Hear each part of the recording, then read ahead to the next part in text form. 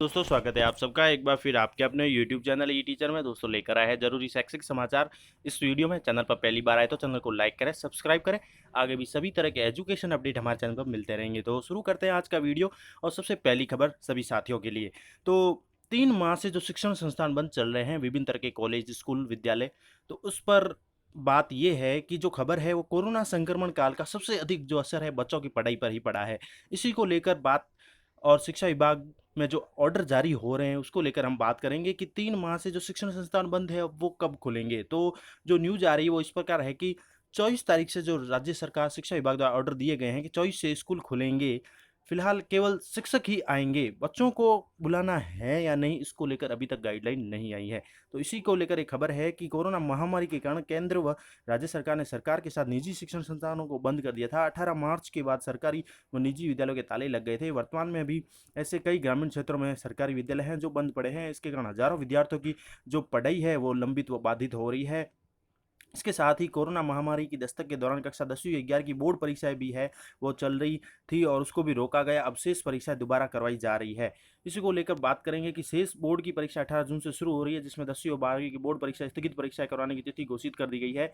18 जून से 12वीं बोर्ड की शेष परीक्षाएं शुरू हो रही है और जानकारी के अनुसार 10वीं बोर्ड की शेष रही परीक्षाएं जो है 27 जून से शुरू होंगे। लंबे समय से घर बैठे विद्यार्थियों के बोर्ड परीक्षाओं के शेष रही परीक्षाओं को आयोजित होने से विद्यार्थियों ने भी राहत की सांस ली है। अब बात यह है कि जो शिक्षा विभाग के ऑर्डर आए हैं कि सरकारी और गैर सरकारी शिक्षण संस्थान खोलने के लिए कोई स्पेशल गाइडलाइन तो फिलहाल अभी तक नहीं दी गई, लेकिन जो शिविरा पंचांग है उसके अनुसार जो विद्यालय है वो 24 जून को खोले जाएंगे। जैसा कि आदेश भी आया है कि 24 जून को सभी अध्यापकों को विद्यालय में उपस्थित होना है। तो शिविरा पंचांग के हिसाब से भी 24 जून को जो है विद्यालय खोले जाएंगे और अध्यापकों को उसमें उपस्थित होना है और बुलाया जाएगा। लेकिन बच्चों के विद्यालय में आने के लिए अभी तक कोई स्पेशल गाइडलाइन जारी नहीं हुई है। इसके चलते अभी स्थिति क्लियर नहीं है, यानी कि बच्चों को स्कूल आना है या नहीं है। शहर में कई विद्यालयों ने कोरोना महामारी के दौरान घर बैठे विद्यार्थियों के लिए ऑनलाइन नवाचार के माध्यम से पढ़ाई करने की कवायद भी शुरू की है। सरकार ने भी इसके लिए जो है स्माइल प्रोग्राम चला रखा है, जिसमें ऑनलाइन शिक्षा के माध्यम से घर बैठे बच्चे पढ़ाई कर रहे हैं। लेकिन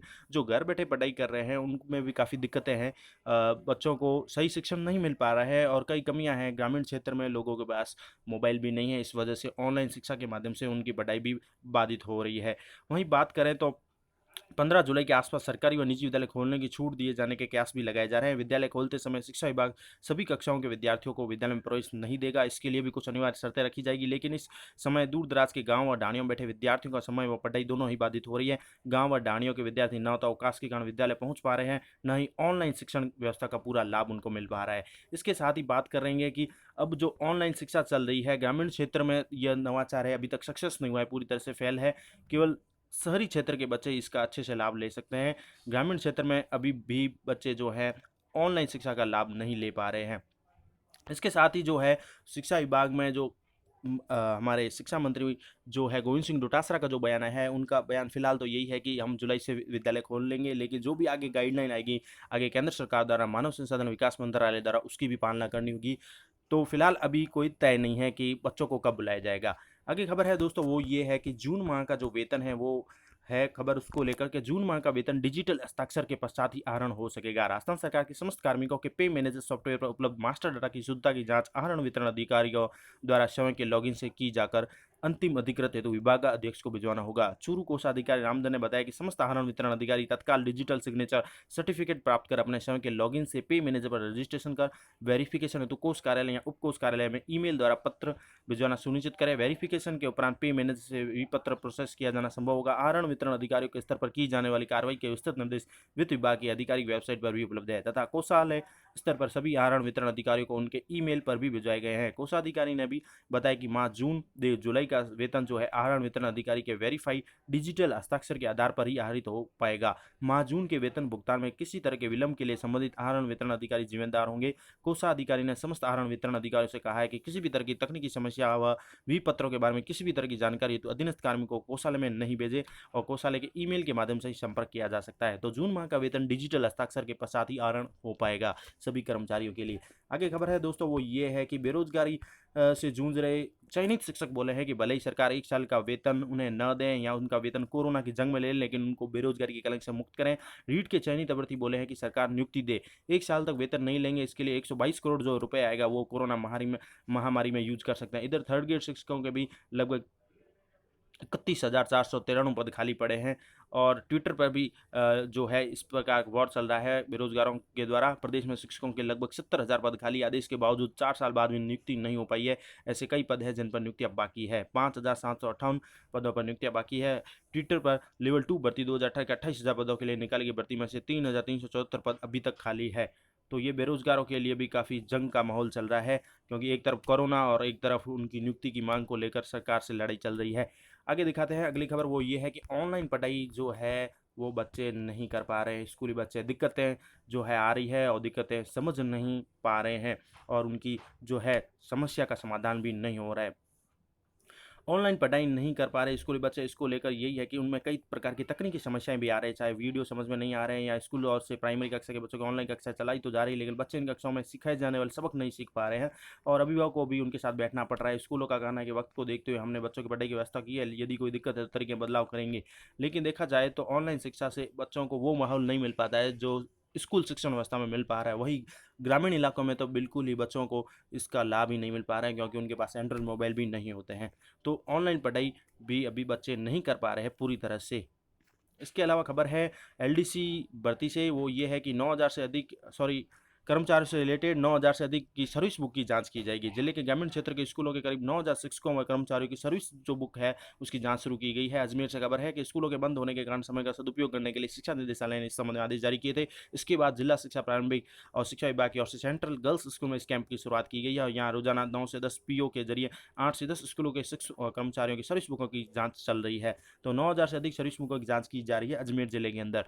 इसके अलावा खबर है दोस्तों वो ये है मॉडल स्कूल के अंदर जो है साक्षात्कार को लेकर विज्ञप्ति जारी हुई है। स्वामी विवेकानंद राजकीय मॉडल स्कूल में विभिन्न पदों पर पदस्थापन के लिए ऑनलाइन साक्षात्कार विज्ञप्ति जारी गई है। उसके लिए कई जो दिशा निर्देश भी जारी कर दिए गए हैं कि कौन पात्र है कौन नहीं पात्र है। तो इसके साथ ही अगली खबर आपको दिखाएंगे दोस्तों, वो ये है कि एलडीसी भर्ती को लेकर है, वो है 15 तक दे सकेंगे जिला आवंटन का विकल्प। नवनियुक्त कनिष्ठ सहायक जिला आवंटन के लिए अब अपना विकल्प 15 जून तक दे सकेंगे। माध्यमिक शिक्षा निदेशालय ने विकल्प पत्र भरने की अंतिम तिथि में बढ़ोतरी कर दी है। पूर्व में चयनित अभ्यर्थियों को 12 जून तक विकल्प पत्र भरने थे, लेकिन कनिष्ठ सहायक संयुक्त भर्तियों की परीक्षा 2018 के तहत प्रशासनिक सुधार विभाग की ओर से 162 अभ्यर्थियों की भी प्रस्तावना सूची निदेशालय को भेजी गई है। शिक्षा निदेशालय ने अभ्यर्थियों को भी शामिल करते हुए जिला आवंटन के लिए विकल्प पत्र भरने की अंतिम तिथि में बढ़ोतरी की है। उप निदेशक प्रशासन माध्यमिक शिक्षा ने संबंधित आदेश जारी कर दिए हैं। तो 15 जून तक अब अपना विकल्प दे सकते हैं जिले आवंटन के लिए। इसके साथ ही बात यह है कि जो स्वामी विवेकानंद मॉडल स्कूलों में विभिन्न पदों पर पदस्थापन के लिए जो गाइडलाइन है उसकी महत्वपूर्ण शर्त इस प्रकार है कि इसमें राज्य सरकार के स्कूल शिक्षा विभाग में कार्यरत कार्मिक पात्र होता है। 55 वर्ष से अधिक आयु के कार्मिक जो है आवेदन के लिए पात्र नहीं होते हैं। जिनकी नियुक्ति राजस्थान सेवा स्वच्छ ग्रामीण सेवा नियम 2011 के अंतर्गत हुई है वे कार्मिक आवेदन के पात्र नहीं है। मॉडल विद्यालय में पदस्थापित कार्मिकों का कार्यकाल न्यूनतम 2 वर्ष होगा, लेकिन कार्मिक की सेवा संतोषप्रद नहीं होने पर 2 वर्ष से पूर्व भी उसको निकाला जा सकता है, कार्य मुक्त किया जा सकता है। इसके अलावा राजस्थान स्कूल शिक्षा परिषद जयपुर के पास रिक्त पदों की संख्या में कमी वृद्धि करने का अधिकार सुरक्षित है। स्वामी विवेकानंद राजकीय मॉडल विद्यालय पदस्थापित कार्मिक की 5 वर्ष की संतोषजनक सेवा के पश्चात निदेशक माध्यमिक शिक्षा राजस्थान बीकानेर द्वारा उन्हें इच्छित जिले में रिक्त पद पर पदस्थापित भी किया जा सकता है।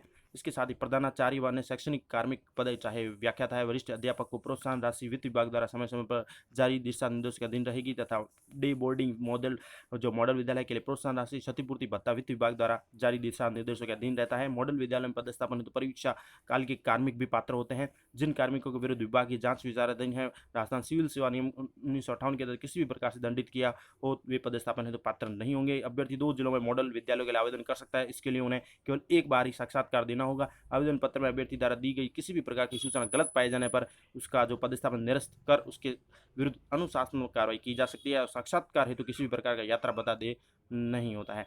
तो ये मुख्य जो है विज्ञप्ति में बताए गए नियम है। अगर राजकीय मॉडल विद्यालय अगर आप जो है ऑनलाइन साक्षात्कार दे सकते हैं, इसके लिए वेबसाइट भी दी गई है www.rajsamsa.nic पर है।